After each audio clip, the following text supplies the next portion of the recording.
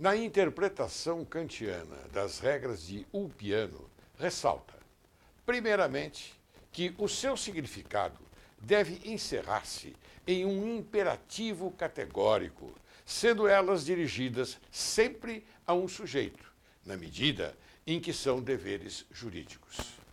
Em segundo lugar, que a honestidade jurídica transforma-se em dignidade humana ao considerar o homem como fim e, em última instância, como pessoa. Por último, o não prejudicar a terceiro implica a renúncia à sociedade dos homens e, como dever jurídico exterior, o de entrar em um estado civil no qual o direito, meramente provisório, dirá Kant mais adiante, transforma-se em direito peremptório, tal dever matizado como jurídico tem raízes morais.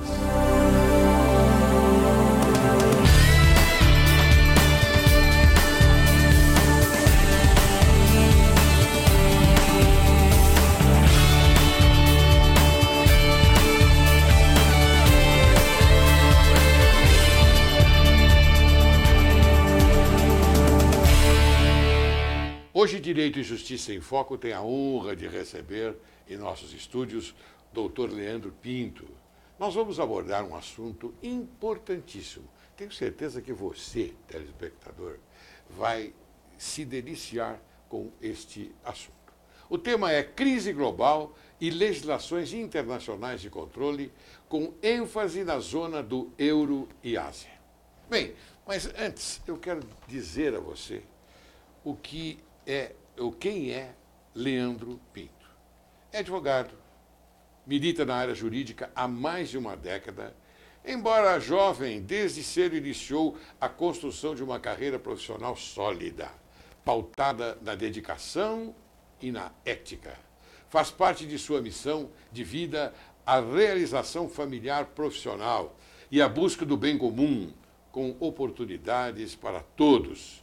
Seguiu os passos do pai, o eminente advogado Antônio Pinto, e graduou-se em Direito pela Unimep.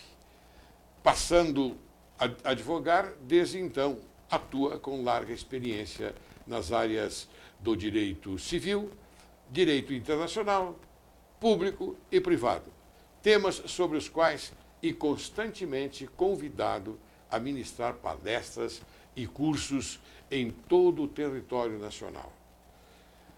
Hoje, Leandro Pinto é mestrando em Direito Internacional pela PUC, Pontifícia Universidade Católica de São Paulo, e colaborador em inúmeros jornais e revistas. O advogado também apresenta o programa Conexão Legal, transmitido pela TV Justiça. Contribui para o desenvolvimento da cidadania, promovendo debates qualificados acerca de temas relevantes e de interesse público no âmbito legal. Além de tratar de questões contemporâneas com convidados especializados e de notório conhecimento jurídico. Vejam, caríssimos telespectadores, o currículo dele é longo, jovem, 35 anos de idade, um currículo longo. É uma assumidade. Por isso que nós trouxemos este rapaz, que tem um currículo excelente, que conhece bem o direito internacional, não é? Para conversar no nosso programa Direito e Justiça em Foco. Como é que vai, doutor Leandro Pinto? É uma honra tê-lo aqui. A honra é toda minha, doutor. Sempre um prazer receber aí um convite da magnitude do senhor. E eu digo mais, olhando o seu site, tive a oportunidade de perceber que o compromisso do senhor com a informação, com a cultura, é uma coisa expressiva. quero aqui não só agradecer, mas também cumprimentá-lo pelo programa e pelo site. Muito bom. Então, doutor Leandro, ocorre que esse programa, Direito e Justiça em Foco, é dirigido ao povo, é dirigido ao jurisdicionado, levar conhecimento, levar informações preciosas, informações que eu sei que o seu programa faz, mas outros programas, outras emissoras não têm esse cuidado. O nosso dever, que é um dever de cidadania, é levar esse conhecimento, o conhecimento real, Sim. o que está realmente acontecendo no mundo, na área do direito, não é? E hoje nós vamos saber o que está acontecendo no planeta, correto? Aliás, pela globalização, é muito difícil falar em áreas separadas do nosso planeta, né? Nós estamos todos interligados, hoje somos uma grande aldeia. É verdade. E eu tenho aqui uma pergunta que eu já não vou, senão o telespectador vai dizer, olha, para de falar e já faça a pergunta direto. Muito bem, nós sabemos que as mudanças políticas, econômicas, elas são assim, elas estão a galope. Então é necessário promover mudanças da política econômica brasileira para enfrentar os impactos decorrentes do agravamento da crise mundial? Doutor Aurélio, na verdade, essas políticas, elas já foram implementadas, mas não foram implementadas com a crise lá em 2007, 2008, 2009. O nosso mercado de fluxo de capitais, o nosso mercado financeiro é um mercado muito jovem e muito imaturo ainda. Ao que pese o nosso mercado ser extremamente sólido, ele é um mercado muito pouco explorado, né? No caso dos Estados Unidos, por exemplo, que toda a comunidade tem plena certeza de que é o mercado financeiro mais complexo do globo. Ao contrário, nós aqui temos um mercado muito simplista, né? Para ter uma ideia disso, hoje nós temos cerca de 300 e poucas ações, empresas listadas em bolsa. Os Estados Unidos têm mais de 4.000 empresas listadas em bolsa, né? O nosso sistema financeiro, ele é um sistema, ao que pese muito moderno, né, um sistema financeiro extremamente balizado com normas internacionais e um sistema até mesmo que deu ampla, principalmente para a Europa, mas que deu uma ampla suporte para as novas legislações europeias, mas ele ainda é um sistema muito precário do ponto de vista das suas multiplicidades. Porque dentro de um sistema financeiro, existem lá, por exemplo, quando se fala em sistema financeiro, o pessoal aí de casa, não é simplesmente você ter um banco e fazer operações de cheque, operações de desconto de duplicata. Isso é muito mais complexo. Você tem derivativos, emissão de derivativos de primeiro, segundo, terceiro, sexto grau. Né? Nos Estados Unidos você tem derivativos do sexto grau. O que quer dizer isso? Quer dizer que uma pessoa concordou de pagar uma outra ou de gerar um valor futuro 6 vezes. Olha, se imagine isso. No Brasil nós não temos isso. No Brasil mal se existe o primeiro derivativo, né? No Brasil existem muito contratos de swaps, no máximo contratos de swaps. Doutor Adriano, me permita cortar o seu raciocínio momentaneamente. A mídia não fala isso. Não, a mídia não fala. Mas por quê? Então, é uma boa pergunta. A mídia em si, ela não está muito preocupada, infelizmente, com a verdade real do que acontece no nosso país. Ela está muito preocupada em vender jornais, vender revistas, vender uma ideia que muitas vezes é falsa para o telespectador, mas o que é verdadeiro a gente tem que ser dito. Olha, o nosso sistema financeiro é um sistema extremamente sólido, ele deu aula realmente de capacidade para o mundo inteiro, principalmente para a Europa. A Europa copiou várias regras brasileiras, mas ele é um sistema extremamente simples, o sistema financeiro, e por conta até do Banco Central brasileiro. O Banco Central brasileiro não permite que as instituições brasileiras ultrapassem certas linhas que são aí distribuídas pelo Banco Central. O que é, de certa forma, uma fonte de garantia para o governo de que não vai haver quebradeiras, como já houve no passado e foram aí socorridos pelos proeres da vida. Mas essa crise não atuou fortemente no Brasil, mas ela reverberou pelo mundo inteiro. E o Brasil um pouco sentiu dela. O sistema bancário, nem tanto. Mas a questão da liquidez, hoje nós vivemos num mundo globalizado. É muito difícil da gente tentar entender qualquer tipo de aspecto dentro de um país ou dentro de um bloco, né? Como está acontecendo hoje no bloco europeu. Não existe essa condição mais hoje. Nós vivemos num globo totalmente interligado, seja por políticas sociais, por políticas intersociais, por políticas financeiras, por política meramente. Então, nós não podemos dissociar hoje a questão do Brasil com qualquer outra nação. Isso tudo é intercambiável. Quer dizer, então, que o que acontece no exterior, na Europa, por exemplo, que é a crise maior, não é, afeta as relações financeiras aqui no Brasil? Sim, não só na Europa, mas em qualquer país do mundo. Daí vamos ter uma grande diferença. Nos países mais importantes, isso vai haver, o que efetivamente vai afetar vai ser num grau um pouco maior. Nos países menos importantes, o grau vai ser um pouco menor, né? Mas, por exemplo, vou dar um exemplo aqui que eu acho que é bem pragmático e pode ser seguido.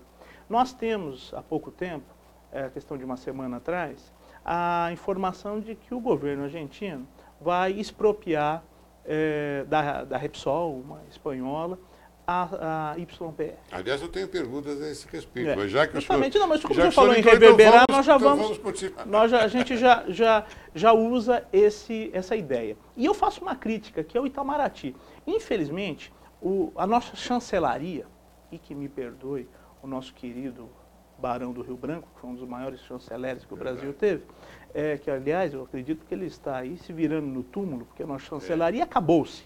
Né? A ponto do nosso ministro das Relações Exteriores, Antônio Patriota, que de patriota é discutível, ter declarado num blog e para um jornal de grande circulação, de que esse ato irresponsável do governo argentino não vai trazer não vai reverberar para o nosso país.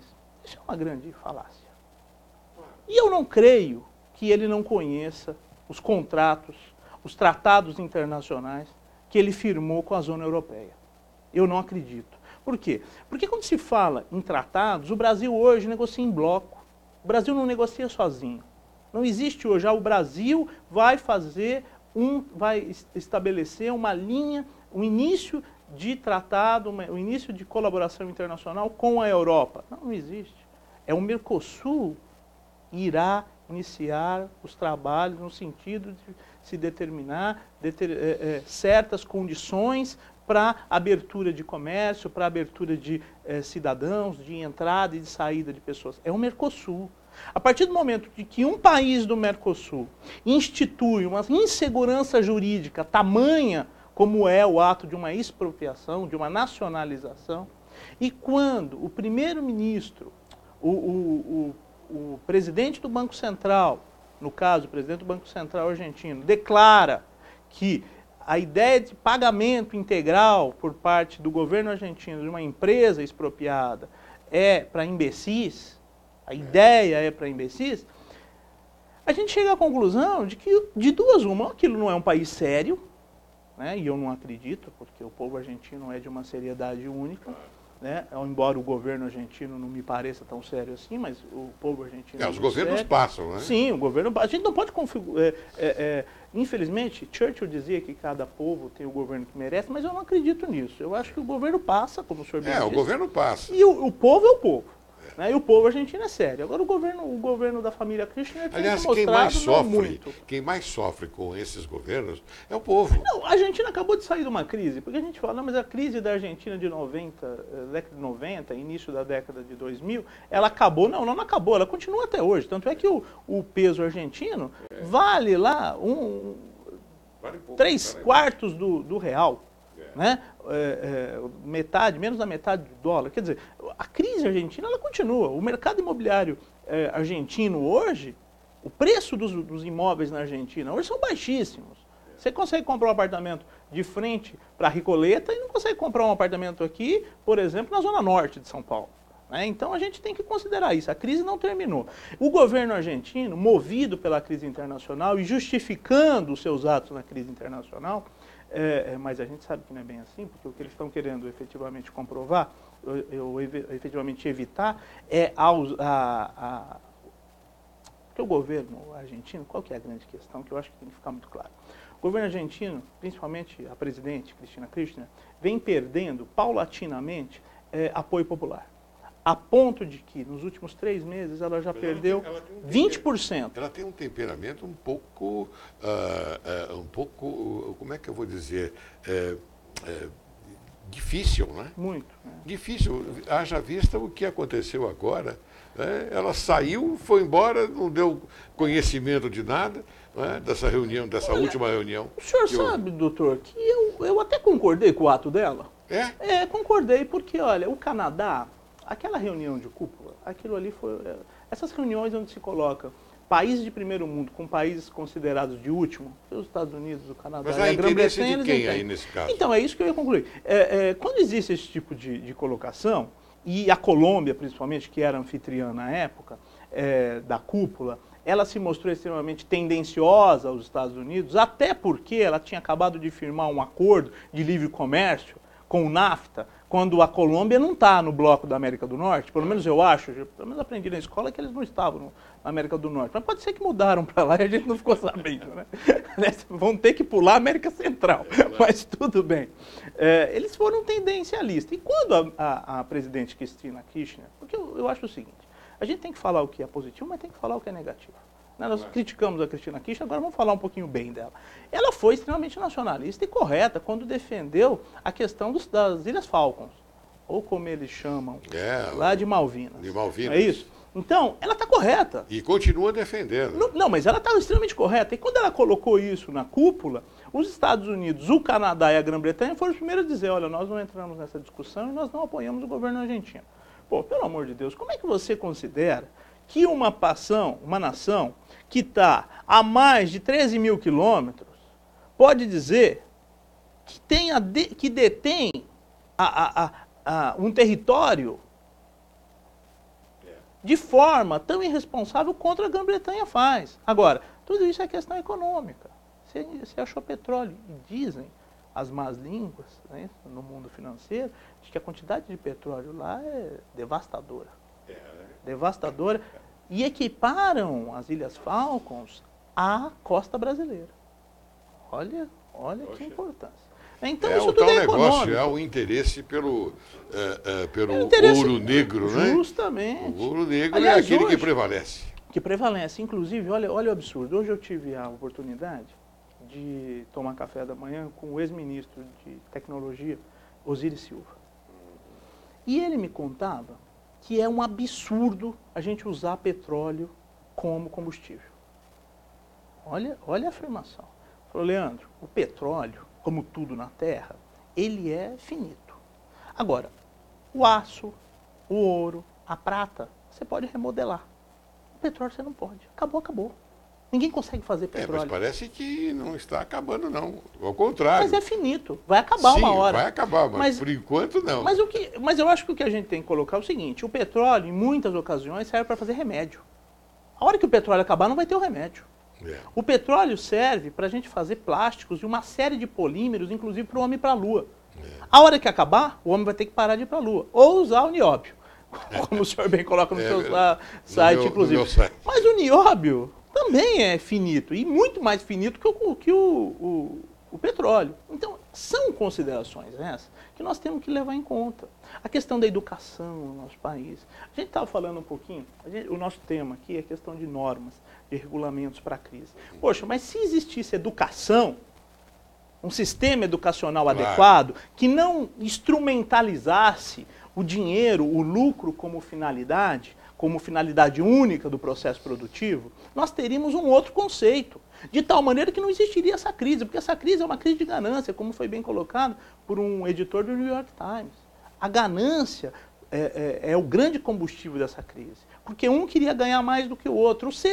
O derivativo de sexto grau nada mais serve de que o indivíduo que faz um derivativo de sexto grau, ele só tenta enganar alguém, porque ele sabe que aquilo não existe. Que aquilo é o papel do papel. Pô, é uma mentira. No mundo real não pode existir. É uma mentira. No mínimo, é algo surreal. No mínimo. Não vamos dizer que é mentira. Não vai ser que é mentira. Mas é no mínimo mas surreal. Você sabe de uma coisa, meu querido doutor? Está na moda agora a mentira. Sem dúvida. A mentira está na moda. Eu acho que a mentira nunca saiu da moda. Não, viu, nunca saiu da moda. Séculos e séculos e séculos, desde que o mundo é mundo, acho. É verdade, é? isso mesmo. Duas pessoas se encontram, formam-se uma sociedade e daí então começam as mentiras. Eu tive um professor que ele dizia o seguinte, estou falando de mentira, eu me lembrei dele, um velho professor muito inteligente, uma das pessoas mais inteligentes que eu conheci. E ele dizia o seguinte, os 3 primeiros indivíduos da Terra foram, primeiro a prostituta, depois o agiota e terceiro o mentiroso. Mas não necessariamente nessa ordem. Então o mentiroso pode vir antes. Pode vir antes, né? Então, essa é a grande questão. Agora, a questão dos mercados internacionais, nós temos que ter muito claro o seguinte. As pessoas hoje que se formam em business school, e quem foi a business school ele sabe disso, eles não têm compromisso com o próximo. Não se ensina lá direito econômico, solidário.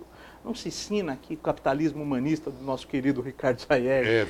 Não se ensina o compromisso com a produção, e daí vem uma crítica também do professor Osiris Silva, exatamente isso, porque na época dele o dinheiro, o valor, a condição monetária, ele serviu como instrumento para você realizar algo. Hoje não. E ele faz essa crítica, inclusive, num abstract.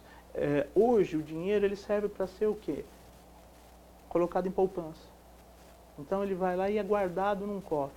O dinheiro não tem essa função. Não tem essa função. O dinheiro não tem essa função. O dinheiro é dinâmico. O dinheiro tem que estar no mercado para criar desenvolvimento econômico, claro.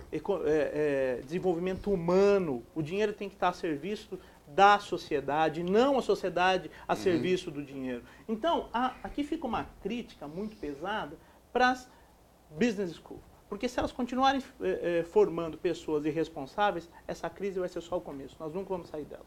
Muito bem. Bem, doutor Leandro, eu estou entusiasmado, muito contente e tenho certeza absoluta que o nosso telespectador também está. E ele está atento como nós aqui estamos atentos. As suas convicções são maravilhosas, não é? Entusiasmantes, e nós ficaremos ouvindo você aqui durante muito tempo. Mas agora eu sou obrigado a chamar um pequeno intervalo. E logo nós vamos retornar para conversarmos, inclusive, essa história aí da Argentina, do que está acontecendo, se vai afetar o Brasil. Isso é importante, porque o telespectador acho que quer saber. Bom, mas como isso aí vai afetar o Brasil? Então, a próxima pergunta você já pode responder nesse sentido. Aguarde que logo, logo retornaremos no próximo bloco.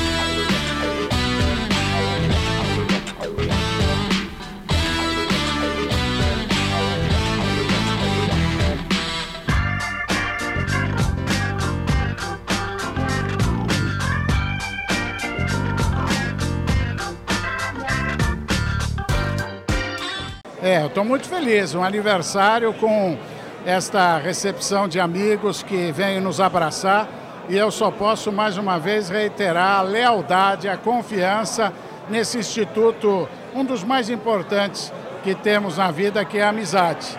Tudo passa, absolutamente tudo. A amizade se perpetua, o respeito às pessoas se perpetua. Hoje o que eu vi aqui foi uma grande confraternização celebrando a amizade. Não só aqueles companheiros políticos, companheiros da advocacia, companheiros de atividade profissional, mas nós vimos aqui uma grande comunhão de amigos que celebram a vida no meu aniversário, o que é motivo de profunda alegria, de muita satisfação e de um profundo amor ao semelhante e a essas pessoas que ao meu lado fazem esta nossa trajetória existencial um pouco diferente. Há uma preocupação muito grande de todos nós de fazer a diferença na vida das pessoas. E se nós conseguirmos um pouquinho isso, já valeu a pena viver. Um homem competente, líder, um chefe de família fabuloso, um amigo fantástico. E esse momento aqui é um momento ímpar na sua vida profissional, na sua vida social, aí aqui com seus amigos. Então você dos Um grande beijo, um grande abraço do seu eterno amigo João Kleber. E olha, tamo junto em tudo, viu, amigo? Vamos lá, prefeito. Vamos embora, hein? Vamos embora. E a gente não podia desejar para ele outra coisa, senão muita saúde, muita paz, muito sucesso e vitórias sempre. Estaremos sempre juntos. Um beijo, Durso, para você e para todo mundo. Meu amigo e meu irmão Durso, que a vida é feita de espinhos e de rosas. E que o perfume das rosas sempre suaviza a dor dos espinhos. Você soube conviver com espinhos e com rosas. No dia do seu aniversário, eu lhe desejo, meu amigo e meu irmão Durso, que você realize todos os seus sonhos. Que você é um homem que sabe sonhar. E quem sabe sonhar, sabe viver. Que Deus o proteja, meu companheiro de caminhada. E nunca podemos nos esquecer que a montanha, por maior que seja, não impede a chegada do sol. Feliz aniversário, meu amigo e meu irmão Durso. Eu vim aqui trazer meu abraço ao Durso, com quem convivi quando na prefeitura e no governo do estado, ele presidente da OAB. Tivemos uma relação de cooperação boa, especialmente no que se refere à assistência judiciária, né, da população mais carente. E não podia deixar de vir aqui dar minhas felicidades por 52 anos que ele faz. É jovem ainda. Bom, eu quero desejar ao presidente Durso mais um ano de vida, mais um ano que ele nos dá o presente da sua presença e o presente para esse público, para esse advogado que contou com ele em todos esses anos e conta com ele sempre aqui na OAB de São Paulo, né? Presidente Durso, parabéns para você e para sua família, o aniversário é seu, o presente é o nosso, por sua companhia. Muita alegria e muita saúde. São Paulo e o Brasil precisam muito do Durso. Um abraço do amigo Geraldo. Ele tem sido importante na nossa história, quanto tem sido importante para os advogados, e hoje é a oportunidade de todos nós publicamente mostrarmos o nosso reconhecimento por ele.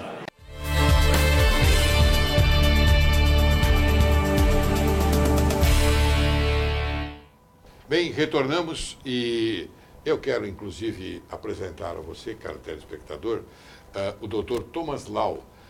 Nós o introduzimos nesse bloco porque ele é um advogado também eminente e ele faz parte de Lau Liberatori Advogados. É uma grande honra tê-lo aqui, viu, doutor Lau? Obrigado, doutor Neves. A sua presença aqui é marcante. Obrigado. E eu gostaria até que o senhor fizesse algumas perguntas ao eminente e culto doutor Leandro. Demonstrou, no primeiro bloco, excelente. Parabéns, obrigado. doutor. Parabéns. Então, por favor, continue com aquilo que nós deixamos no primeiro bloco, suspenso, a respeito da interferência desta atitude da presidente Cristina ao Brasil. Veja bem, a questão é um pouco mais complexa do que o nosso ministro das Relações Exteriores colocou. A partir do momento em que um país, uma nação com soberania, porque a questão da soberania ela é muito discutível hoje no direito internacional, né? A soberania ela vai até em que momento, né? Por exemplo, como é que a gente discute a soberania de um bloco econômico, como por exemplo o bloco da zona do euro? Qual a soberania da França em relação à Espanha? A soberania da Itália em relação a Portugal, né? A questão financeira, eles têm o mesmo Banco Central. Será que a França, arguindo a sua soberania, poderia começar a emitir moeda? É uma questão. Não. A resposta que eu tenho é não. A soberania que a França teria, antes lá com o seu Banco Central francês, ela foi partilhada a todos os entes do bloco. Hoje, o único ente jurídico que pode efetivamente emitir moeda na zona do euro é o Banco Central Europeu. Então, aquela soberania que nós estudamos lá com Hobbes, não é isso? Lá atrás, aquela soberania de Hobbes, aquele Estado potente, não é isso? Que a ninguém mais deve satisfações, aquele superestado de Thomas Hobbes, ele não existe mais. Não existe. Né? Nós não temos hoje um grande Estado. O poder do Estado, ele está fracionado, ele está fragmentado. Por quê? Porque nós vivemos num mundo globalizado, num mundo em que as nações se interligam para a criação de um grande Estado, de um grande globo. E o compromisso desse grande Estado e grande globo é que a gente tem que estar preocupado. Não é com a questão da soberania, porque a soberania você pode ceder parte sobre soberania, desde que seja em prol de uma coletividade. Por quê? Assim como os Estados, E nós, seres humanos, que vivemos em coletividade, os estados também passarão a viver em coletividades. Aliás, a secretária de Relações Exteriores dos Estados Unidos, Hillary Clinton, na visita ao Brasil atualmente, ela diz o seguinte, que nós teremos estados abertos e estados fechados. Eu não concordo com ela. Eu acho que nós temos a China e a Rússia que não são nem abertos nem fechados. Essa é uma proposta política. Sim, mas a gente tem que levar em conta que a soberania não é tão importante como se imagina. A questão não é de soberania, a questão é de responsabilidade. Que responsabilidade? Uma responsabilidade do ponto de vista dos direitos humanos estendidos a todo o Estado. Não só o Estado como ente protetor de toda a sociedade ou como ente feitor da sociedade, mas o Estado entendido dentro de uma globalização verdadeira. Muito bem, mas eu quero saber o seguinte, veja, o nosso tema é crise global e legislações internacionais de controle, com ênfase na zona do euro e Ásia. Vamos especificamente o euro. Sim. Porque, veja, na prática, nós sabemos muito bem que os países não estão contentes com o euro. Por quê? O euro chegou e abafou a moeda corrente daquele país. Por exemplo, vamos aqui falar a Itália. Não é? A Itália, a lira foi por água abaixo. Não é? E o povo está contente ou está satisfeito com o euro ou o povo quer, não é, o retorno de sua moeda original? Essa é uma pergunta que eu faço, porque eu tenho uma experiência a respeito disso, inclusive conversando com pessoas, com italianos, não é? Italianos, espanhóis, e eles... Foram os que mais sofreram. Mais sofreram. Italianos, então eu gostaria de saber a sua opinião. Eu acho que a questão aí, doutor, não é nem muito de opinião, é questão de fato. Na mudança do euro, na extinção da lira, do franco, do marco, eu até, naquela enorme coincidência, eu estava na Europa. E eu pude perceber que as pessoas estavam muito alegres, muito contentes com isso. Mas elas não se deram conta de que a Europa, ao que pese estar unida, ela não era igual. Você não podia tratar uma Alemanha, ao que pese a Alemanha naquela época não ser a potência que é hoje, já era uma grande potência, mas não o que é hoje, você não poderia tratar a Alemanha como nos mesmos moldes econômicos. A gente não está falando de povo, nós estamos falando de questão econômica. Do mesmo questão econômica, do mesmo patamar econômico do que, por exemplo, era a Itália, do que, por exemplo, era a Espanha. Então eu nunca me esqueço que parei num lugar para comer uma pizza e o italiano me disse o seguinte, olha, ontem esse tomate custava X liras. Hoje eles converteram em euro. Só que, poxa, não é possível que se converta em euro, porque esse tomate aqui, na França, com o mesmo valor, você compra 10 tomates. Aqui você vai comprar um tomate. Quer dizer, porque o valor na França era um, o valor na Alemanha era outro, o valor na Itália, na Espanha, que eram os países mais, vamos dizer assim, do ponto de vista financeiro, são os mais frágeis. Eles não têm o mesmo potencial econômico que tem a França e a Alemanha, na época, porque a França hoje também já perde muito, né? A França, aliás, eu aqui faço até uma crítica, o sistema francês hoje, ele é irresponsável, desorganizado, o povo francês está alienado, é uma coisa interessante, finalmente alienado. O Sarkozy é um presidente extremamente vaidoso e pouco comprometido com a ética pública. O principal rival dele é uma cópia das ideias dele, quer dizer, não vai mudar nada na França, o próximo vai continuar independente. Aliás, tem uma crítica muito importante aí quem assina Economist pode acessar lá, economist.com, e ver que há 3 edições atrás eles fizeram uma crítica muito importante e terminam o artigo dizendo o seguinte: ao que pese Sarkozy ser o menos ruim, não interessa quem vai ser o próximo presidente. Ganhando o Sarkozy, o seu primeiro opositor, a crise vai continuar, está instalada, veio para ficar na França. A França é a próxima da lista. Os nossos mercados não estão fortes, nossos mercados estão extremamente frágeis. Tá? A Europa não contribui para isso melhorar. As regulamentações europeias, depois e pós-crise, são desastrosas. Nós vemos casos, por exemplo, de países na Europa que não souberam lidar com as crises, como é o caso da Irlanda, como é o caso da própria Holanda, que está numa situação terrível do ponto de vista financeiro. Isso não é alvo da mídia, eu não sei porquê, não sei a quem interessa, simples e puramente falar que o Brasil está isso, o Brasil está aquilo. O Brasil vai excelentemente bem, perto desses países da Europa. E de forma excelente. Aqui não há crise, então? Aqui a crise no Brasil, ela existe, eu acho até que está sendo criada uma crise agora, nós estamos no meio de uma criação de crise. A bolha imobiliária é algo assombroso, eu não creio que ela persista. Mas ela é uma bolha de sabão? Logo, logo ela se desfaz ou não? Eu acho que ela é um início de bolha, é uma bolinha hoje. Essa bolinha pode ser estabilizada. Por exemplo, no mercado está muito aquecido, tá, mas se ele estabilizar agora, nós vamos conseguir manter e não vamos ter uma grande bolha. Mas se ele aumentar, nós vamos criar um problema para nós, para as próximas gerações. Próximas gerações não, para as próximas décadas aí. Problema sério, viu? Porque o Brasil não tem a capacidade de reestruturação que tem os Estados Unidos quando aconteceu o subprime americano. É uma coisa para se pensar. Mas vamos falar um pouquinho das regulações. Então, as regulações, de forma geral, na Europa, elas não foram eficazes. Por quê? Elas não vieram com o sentido de dizer o seguinte, olha, o mercado financeiro errou, nós vamos tirar esse pessoal do mercado financeiro, vamos colocar técnicos e vamos reformular o mercado. Não, eles deixaram o mercado financeiro na mão do próprio mercado financeiro para se regular. Daí vem lá a Angela Merkel e faz um discurso que ela... Desculpe o povo germânico, mas Angela Merkel pode entender de muita coisa. De economia ela não entende nada.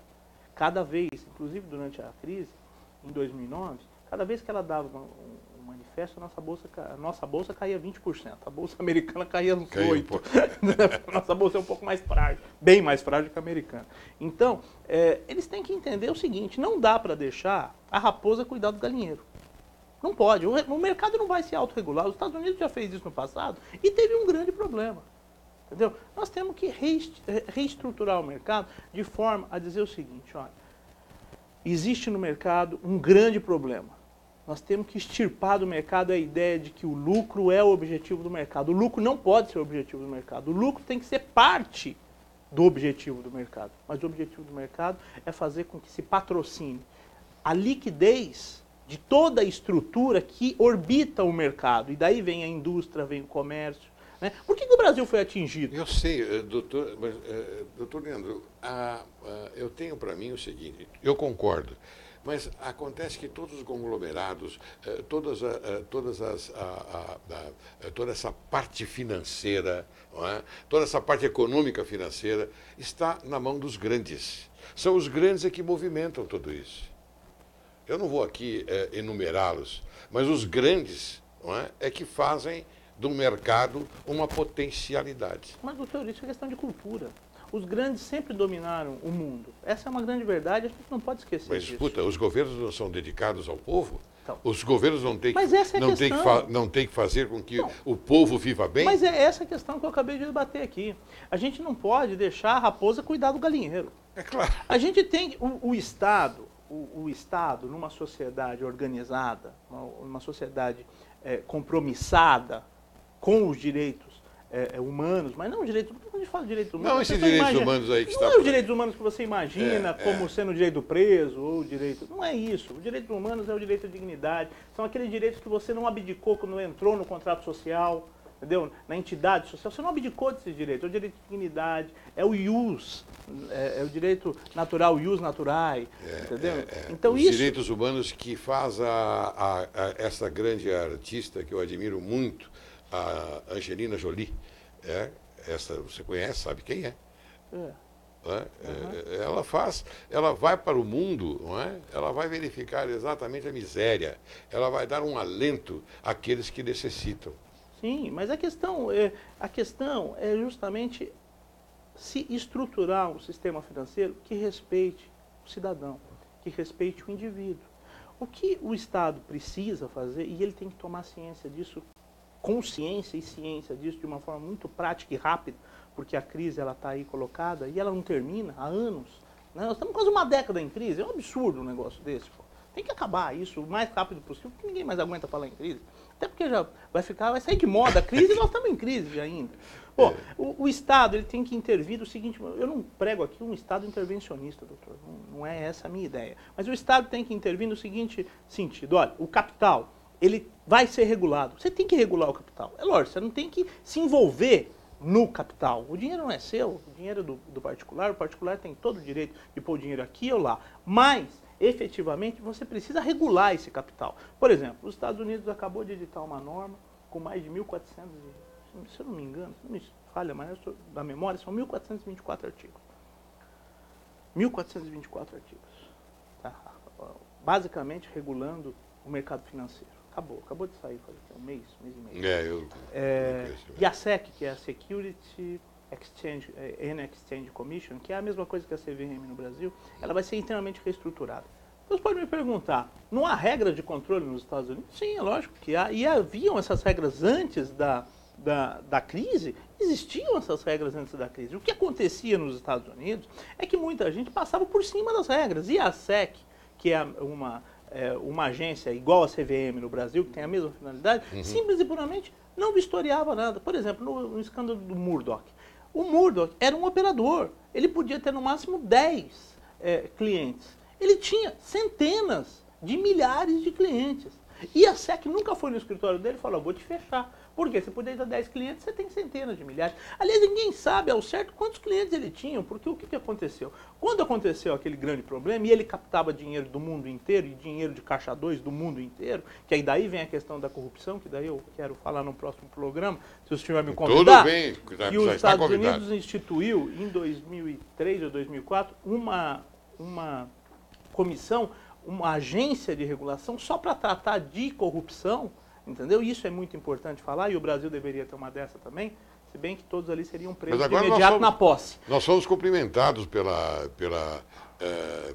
Hillary Clinton, não é? A respeito do lixo, né? Esse lixo que está sendo jogado para fora, que é a corrupção, não é? Eu não sei se ela desconhece ou ela quer fazer política. Nós temos muita corrupção no Brasil, né? Será que ela desconhece? Com certeza não. Não, né? Ela conhece bem. Acho que ela conhece bem. Ela quis fazer política. Ela é uma ótima política. Muito bem. Doutor, eu vou agora passar a palavra aqui ao nosso querido advogado também, o doutor Thomas Lau, para lhe fazer uma pergunta. Conhece Thomas Lau, né? Sim, lógico. É um grande colega aí.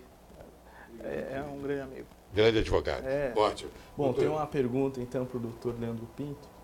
De que forma o direito internacional atua nas relações econômicas internacionais?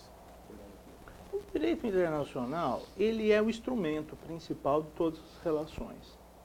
Eu, quando falo de direito, nas relações sociais, nas relações internacionais, porque as relações internacionais nada mais representam do que as relações sociais entre países e povos diferentes.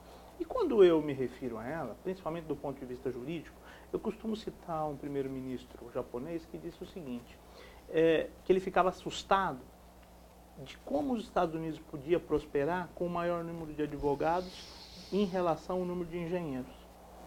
E eu faço essa reflexão pelo seguinte, eu sempre achei que uma nação tem que ter mais advogado do que engenheiro.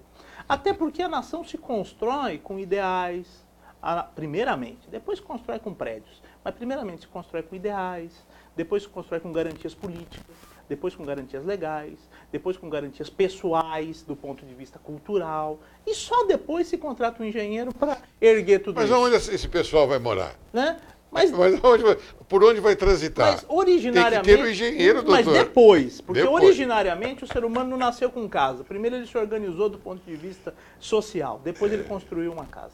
Então, nós temos que ser muito realistas no seguinte, uma sociedade próspera, uma sociedade que tem muitas pessoas pensando. E se elas forem advogados, sorte da sociedade, porque quanto mais advogados nós tivermos no planeta, mais honesto, mais correto, mais garantidor de uma perpetuação digna o ser humano vai estar. Agora, daí vem a questão econômica. O direito é a garantia, é o ato jurídico subjetivo pelo qual todo a questão internacional vai se dirimir. A questão da Argentina, a questão da China, olha, todo mundo fala da China. Poxa, mas a China é um grande país, Quem fez o acordo, por exemplo, com o Irã, comprando óleo a 20% com deságio, graças aos embargos americanos, foi um advogado. Agora, esse advogado foi representado numa corte interamericana. Por quê? Porque o que a China está fazendo é o abuso disso. Por quê? Por outro advogado. Então nós precisamos deixar muito claro o seguinte, essa ideia de que o advogado não age de maneira ética é um equívoco. O advogado, sem o advogado num sistema social, globalizado ou não globalizado, ou seja, desde aquele pedacinho de planeta até o planeta entendido como um todo, só pode ser administrado por um grande advogado.